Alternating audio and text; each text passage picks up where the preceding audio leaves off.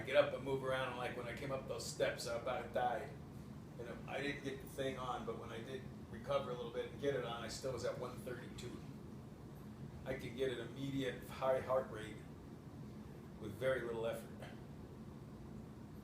So I've now spent the last 2 weeks in the hospital. The place I hate the most on the face of the earth. I am shredded in my arms. They cannot find veins. It took them 3 tries with an ultrasound machine to get this one in. That's with an ultrasound machine. Each stick hurts like hell as they dig around and poke in there. I do never want to be stuck again, but I probably will take another stick tomorrow. I'm scheduled for another blood transfusion on Monday morning at 10 a.m. at the infusion center, because I told them I did not want to go in the hospital again. The infusion center over here? In the one down at Lone Tree. Oh. I don't like Lakewood. Okay. Deb's working on getting a hold of the radiologist to see if what the hell's going on and why I don't have an appointment already for Monday. He wants to put a massive burn on my left chest because it's bleeding so bad, like 1 liter a day to 2 liters a day. I'm literally bleeding to death internally. There's no doubt about it. When he does that radiation burn, the reason he's doing it, and he's giving me a massive dose of radiation, there could be side effects from that too, but what he's hoping to do is slow down the bleeding. It probably won't stop it at all, and it may not slow it down. He doesn't know. Does this affect your lung? This is the left lung that's just in that whole area with the tumors in there that are all just bleeding away. So he doesn't know if it'll work. It may or it may not. But even working is just slowing down the bleeding so that their hope is I can go 3 or 4 days without a blood transfusion. Maybe 4 days, so that then they consider that stabilization. Then they would want to do experimental chemo on me. Now they've all agreed to this nice experimental chemo program. The Sloan Kettering Pukes, Villalobos out at University, and the Kaiser docs. They're all in agreement that this would be the best chemo treatment for me. There's also another trial opening up shortly where they type your disease, and they might have a specific chemo for that. But that one also is one where they're trying to get your immune system to attack the cancer and make it go away. But the odds of any of those chemo treatments working are very slim. They're like hitting a home run out of the park, bottom of the 9th, bases loaded, 2 outs, 3 strikes, and you need a home run to pull it off. So are you willing to do that, Jim? I'll get there in a minute. So that's the best that they can do for me. So you can sit there, Ash, if you want, or you can stay Mom's back. coming. Oh, that's fine. So that's kind of what it is looking forward. May not work when they put the burn on the lungs and just keeps flowing. So then the alternative is you could stay in the hospital for as long as you'd like blood transfusions. We'll pump it in you one side and it can come out the other side. I got this nice drain here now to get the fluid out instead of have to go in for surgical procedures like I did last week and the week before. So that's where we're sitting right now with this. Now I'd like to go into a little history here too, because no one knows how I felt. Because I don't complain, and I haven't bitched about it. But when I went to the wedding, James's wedding, greatest time I've had in 25 years, I hurt that day already.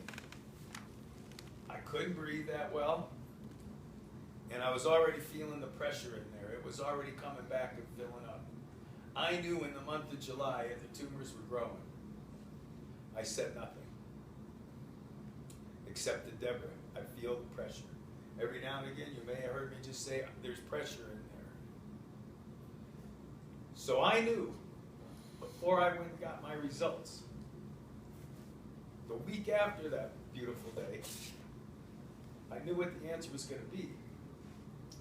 And it was actually worse than what I thought. I have tumors all over the place in there. I have tumors on every lobe of my lungs that are left. The only way you really get them out of there in the end is they finally react to chemo and they go away. And then you're cured. Or they just grow and then you lose pieces of your lungs at a time. And when you don't have any more lungs, it's a little hard to live. Also in the interim, this other tumor, there's one that started growing right next to the giant one they took out. It is as big as a damn grapefruit now in there. And it's in your chest cavity? It's in the pleura. It's in between the left lung and the wall and growing out of there into my body too. It hurts like hell. It's crushed my left lung. I saw my CAT scan. I have no lung down here. When they take pictures of it, all I have is this little teeny thing, probably not as big as that little margarita glass, that shows up as an operating lung on my left side, even though I had a lobe that used to be about that big. It's crushed down to this big. They hardly ever hear any activity in there when they listen on their stethoscope. If Ashley has her stethoscope, we can all take a listen if we'd like and hear nothing over here. My right lung looks awesome. Nice definitions, nice sides. Really looked pretty when I looked at it yesterday, because they came in and took a chest x-ray. So then for the month of August, I went ahead and went golfing and postponed starting my chemo, because I had already made the decision back then. My work was almost done with this. It's a very hard decision to make, because that means you're dying, and everybody around you doesn't like that, and they don't want that to happen. I don't want that to happen. I don't want to leave England. But I am sick and tired of the pain. So I went golfing, and I played 4 days of golf with my good buddies. 2 of them who I did not invite to the wedding, because what am I going to do, invite 200 friggin' people to that wedding? I should have, but I didn't. What's 2 more? Well, it would have been 4, it would have been 8, it would have been 10, but whatever. So I went and saw Jerry Bonner, Steve Moya, and Joe Seeley, who was at the wedding. Nicest guy in the world. I played golf with them for 4 days in a row at extreme pain to me. Every swing of that club hurt. And I played 4 rounds in a row, 4 days in a row. I think I created a little havoc in there and caused the bleeding to accelerate. I didn't care. It was worth it. I also didn't feel that well on that trip. So everybody's pounding alcohol and eating tons of food and having a good time. I was making believe I was having a good time and drinking a beer or 2. I didn't like drinking anymore. For those of you who know me a long time, I love drinking. I love getting a good one put on. I did not get to enjoy myself in Nebraska, sweating my ass off out there. And then I had the pleasure of starting chemo the Tuesday after I flew back into town on Monday. So then they started chemotherapy on me again. You see I have no hair? I never shaved that, it fell out. I haven't shaved for like a month, and this is all the growth I have. I think I did in Nashville, because Deb said she saw a gray whisker down there for the wedding. So for that rest of that month of August, I got into a chemo cycle. And it sucked. I hated it. They stabbed me again. It hurt. They wanted me to get a port. I didn't feel like having another operation to get a port in. I thought I could take the stabbings. But after 3 weeks, and then I got C. diff on top of it while I was getting the chemo. That was the worst you could feel. If any one of you guys got C. diff, you would be taken down and out for a minimum of 2 to 4 weeks. Somehow, even on chemo, I recovered in 2 weeks on this heavy-duty antibiotics. I used that as an opportunity to stop the chemo completely. The first time I was supposed to go into after my week off, the first time I was supposed to go into my next cycle, they said you can't do it because you'll get more of the C. diff. And we don't want to kick you into that again. The next week, I talked to Kono and said, hey, you know, I just finished taking my last meds yesterday, so I'm a little concerned about starting chemo this week. What I would like to do is skip this week, take my test on September 22nd, meet with you on the 29th to review these results. So I successfully managed by promising him I would start chemo again, because that makes him go like this, like that Peyton doll. So by promising him I would start chemo again, that became okay with him. But I was really, from the beginning of September, I was starting to think I'd had enough fun.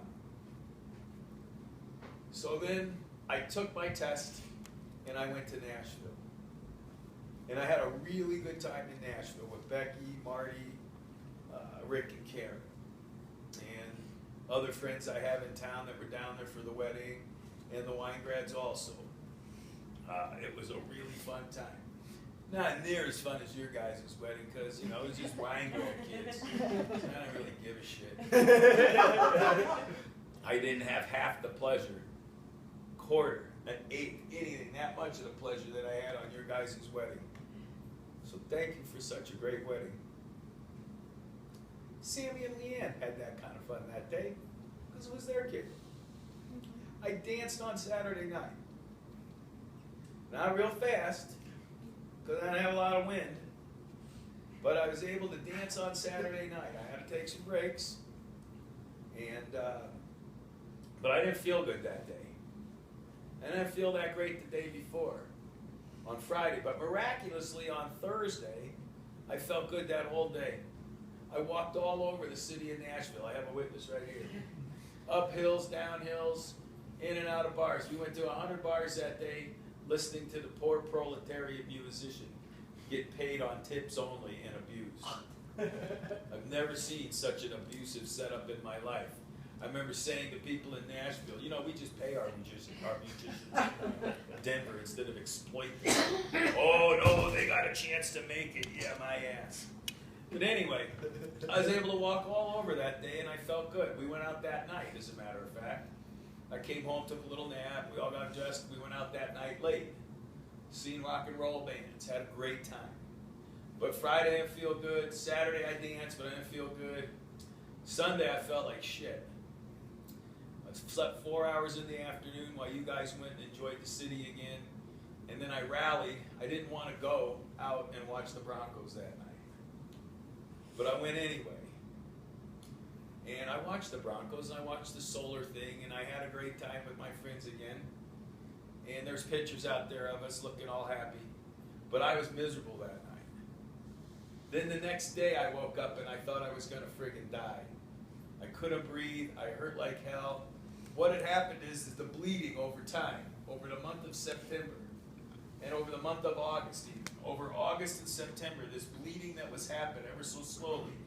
You saw my sides going on, and you saw the bruises there. That was blood that my body couldn't reabsorb anymore because it was coming out too fast, and it was leaking out through the mesh. Over the course of August and September, that bleed rate has increased every single day, to the point now where there is a flow of blood inside of me to where I was totally drained out and empty yesterday of blood because we had drained it out. And then I got filled up with a couple bags, which is a lot of fun too, blood transfusions. I had a O negative in the middle. I wanted that for the last one because I become negative, but everything else is O positive, just a little joke. So Your daddy's O negative. right, the universal donor. So that's what's happened to me now. Over the course of 2 months, the bleeding has increased, and now it's almost uncontrollable. So I've had the pleasure then of the last 2 weeks of being in the hospital and having blood transfusions. Needles, hospitals. No one likes them, but people don't dislike them as much as I do. I don't care what anybody says. I don't like them worse than you. And my future for this week is the same thing. They wanted me to wait every other day, so they wanted me to wait till tomorrow, and they only want me to drain off 600 or 700 milliliters. For your wine drinkers, 700 milliliters is just a small bottle of wine, so it's not too much.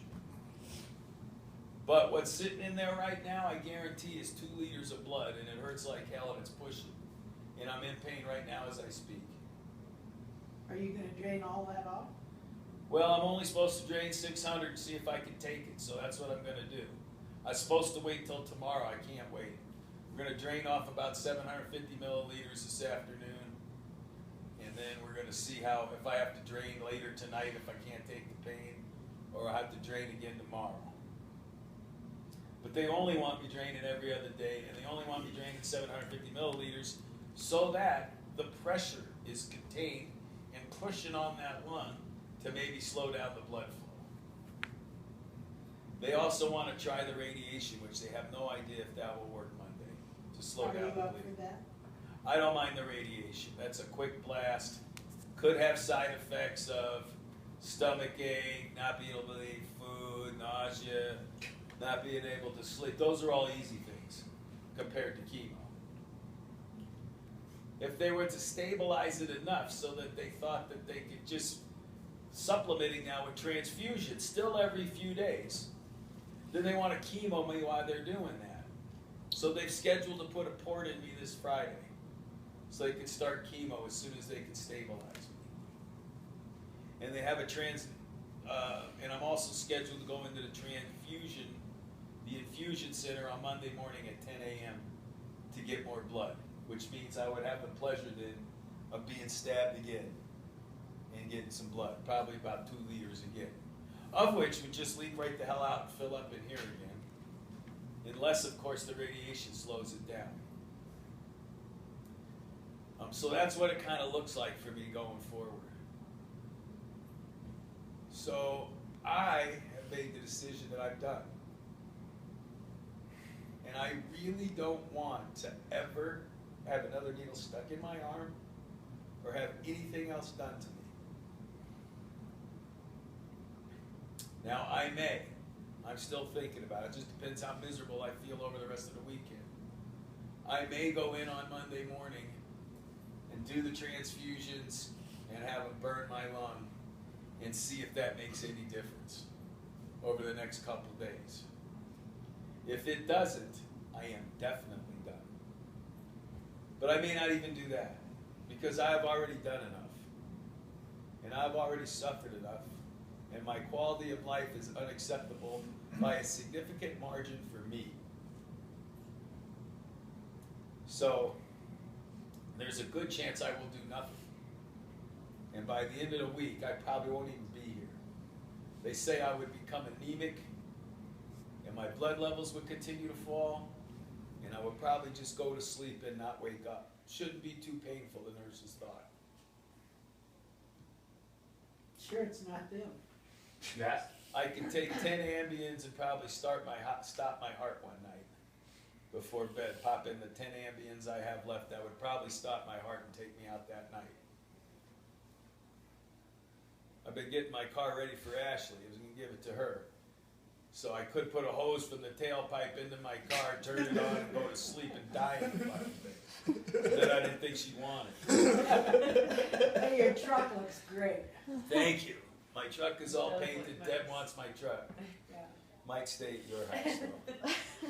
It's at my house, it's my truck. Your truck looks great. So, I don't want to suffer. And I would like to die easy. But I have been dying for 2 years, and it's hurt, and it sucked. Maybe I've been really dying for 2 years. Maybe I've really only been dying since about March of this year. Because the cancer grew so aggressively and so fast. It decided to take me out. You know, you've seen my little fuck cancer shirt? I don't wear it anymore. Because there's 1,000 cancer cells floating around in my body that say fuck Jimmy on them.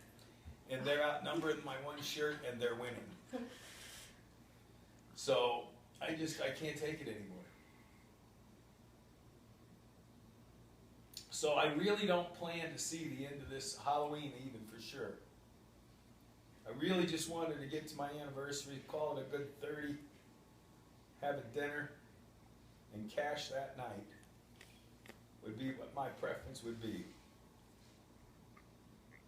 Not because I don't love anybody who want to hang out with you, but because I can't take it anymore.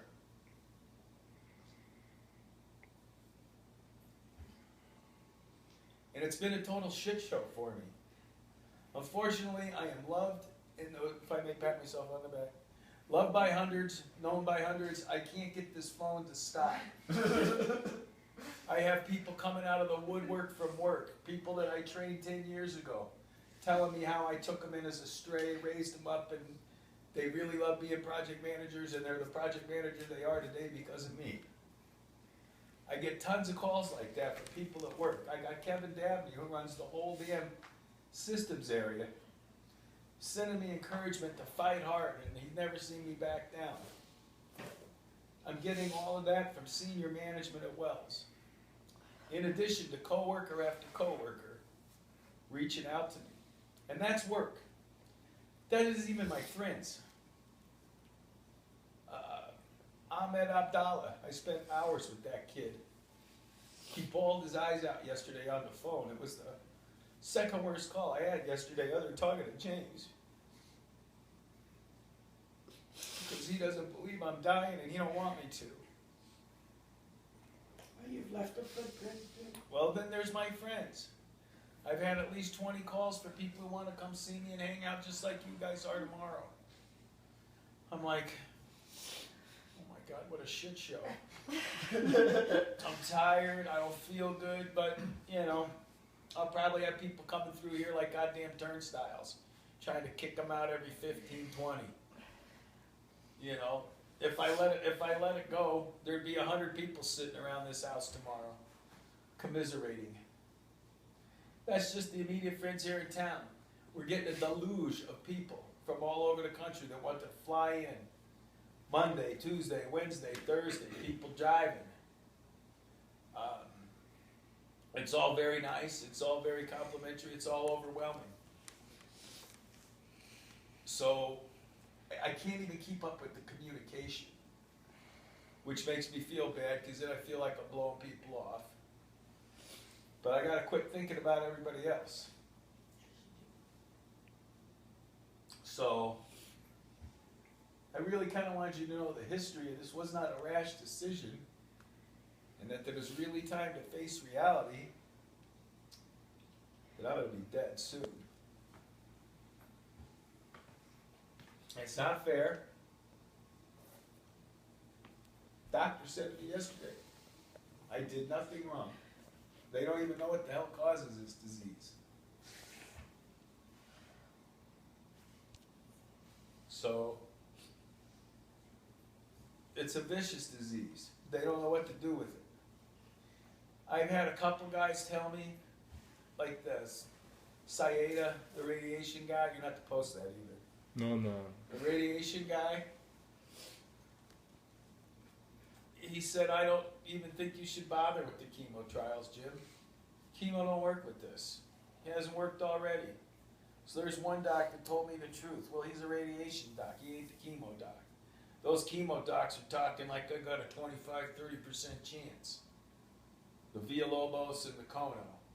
Talked to a couple other doctors over there. It's like hitting that long ball, like I said, on a bottom of the ninth, 3 out, you know, all that crap. So even if you could get this